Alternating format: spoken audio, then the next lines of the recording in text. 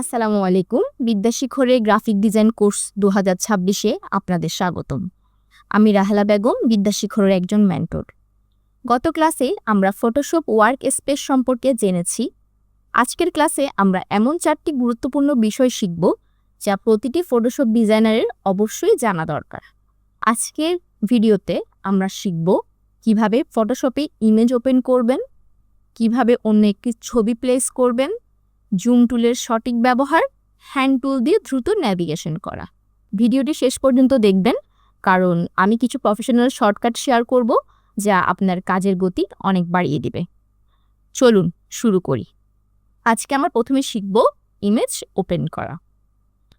ফটোশপে চলে যাই।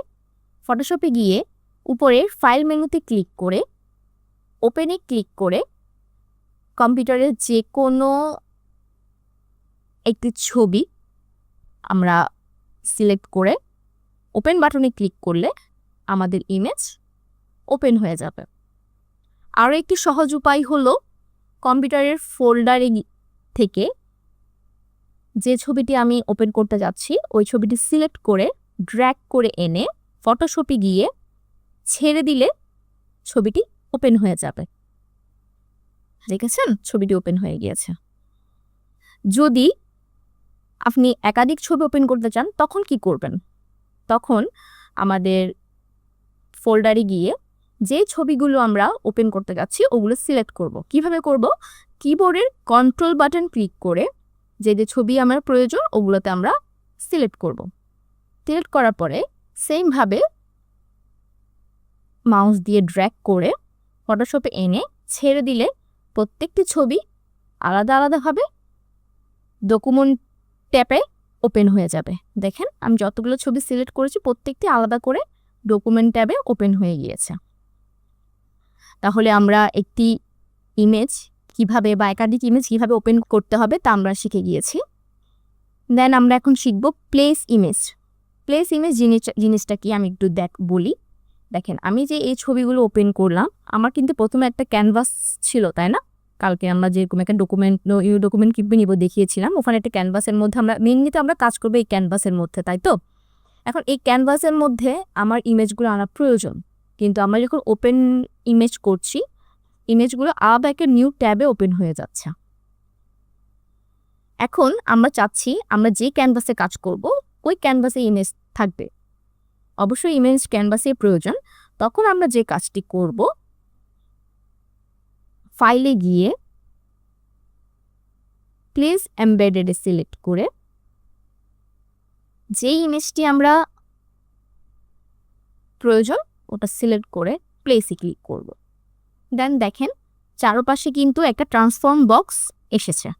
আমরা ট্রান্সফর্ম বক্সের কর্নারে চেপে ধরে ছবিটি বড়ও করতে পারবো, আবার চাইলে ছোট করেও রাখতে পারবো। আমাদের প্রয়োজন মতো আমরা ছবিটি রিসাইজ করে নেব। দেন এখানে টিক চিহ্ন বাটনে ক্লিক করে আমাদের ছবিটি প্লেস করব। এখানে গুরুত্বপূর্ণ বিষয়টি হলো প্লেস এমবেডেড ব্যবহার করলে ফটোশপ ছবিটিকে স্মার্ট অবজেক্ট হিসেবে নিয়ে আসে। এখন স্মার্ট অবজেক্টের কারণে ছবিটির কোয়ালিটি নষ্ট হয় না। যতবার আমরা রিসাইজ করতে চাই অতবারই ছবিটি রিসাইজ করতে পারি।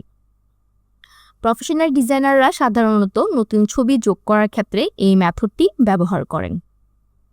যেহেতু এটি ট্রান্সফর্ম হয়ে আসছে সেহেতু আমাদের একটু সময় নিচ্ছে, আমরা একটু ওয়েট করি।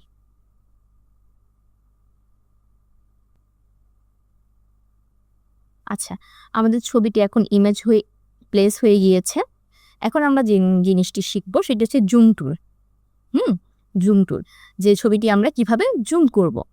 এই জুম টুল বাটনে টুলবারে ক্লিক করে উপরে দেখেন দুটি একটি প্লাস আইকন আসছে, একটি মাইনাস আইকন আসছে। আমরা প্লাস আইকনটা ক্লিক করে ইমেজটাতে ক্লিক করলে ইমেজটি জুম ইন হবে।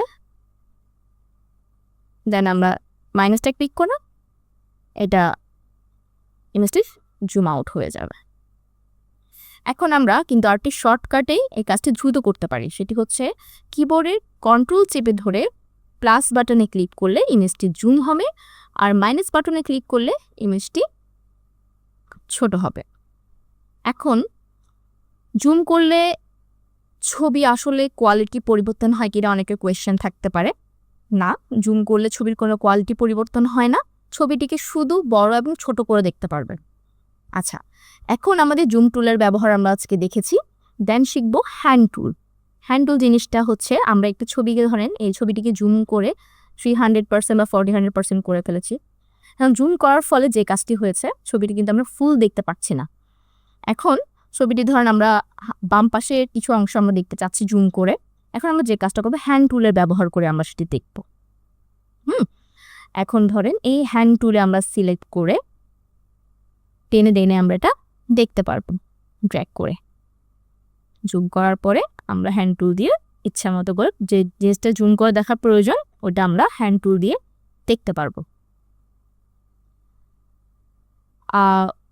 প্রফেশনাল ডিজাইনের একটি সিক্রেট শর্টকাট হলো যে এই টুলই ব্যবহার করেন না কেন, সেটা মুভ টুল বলেন, যে কোনো টুলে কাজ করছেন, তখন আপনি চাচ্ছেন হ্যান্ড টুল ইউজ করতে, তখন শুধু স্পেস বার ক্লিক করে আপনার কিবোর্ডের স্পেস বার ক্লিক করে দিলেই দেখবেন এটা হ্যান্ড টুলটি অটোমেটিক চলে আসছে। এটা হচ্ছে শর্টকাট।